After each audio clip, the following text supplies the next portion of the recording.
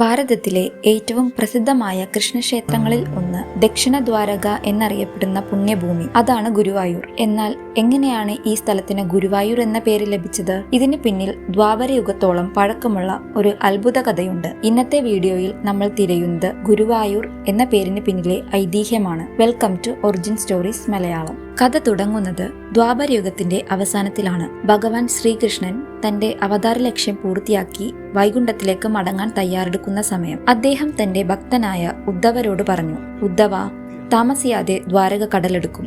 എന്നാൽ ഞാൻ പൂജിക്കുന്ന ഈ വിഗ്രഹം മാത്രം കടലിൽ ഒലിച്ചു പോകരുത്. ഇത് ലോക നന്മയ്ക്കായി സുരക്ഷിതമായ ഒരിടത്ത് പ്രതിഷ്ഠിക്കണം. താമസിയാതെ പ്രളയം ദ്വാരകയെ വിഴുങ്ങി. എന്നാൽ അത്ഭുതമെന്ന് പറയട്ടെ, വിഗ്രഹം വെള്ളത്തിന് മുകളിൽ ഒഴുകി നടന്നു. ഈ വിഗ്രഹം സംരക്ഷിക്കാൻ ഉദ്ധവർ ദേവഗുരുവായ ബൃഹസ്പതിയുടെ സഹായം തേടി. ബൃഹസ്പതി വായുദേവനോടൊപ്പം ചേർന്ന് വിഗ്രഹം കൈക്കലാക്കി. ലോകമെമ്പാടും അവർ സഞ്ചരിച്ചു. ഏറ്റവും അനുയോജ്യമായ ഒരു സ്ഥലം കണ്ടെത്തുക എന്നതായിരുന്നു അവരുടെ ലക്ഷ്യം. ഒടുവിൽ അവർ കേരളത്തിൽ എത്തിച്ചേർന്നു. അവിടെ മനോഹരമായ കാടുകളും ജലാശയങ്ങളും നിറഞ്ഞ ഒരിടം അവർ കണ്ടു.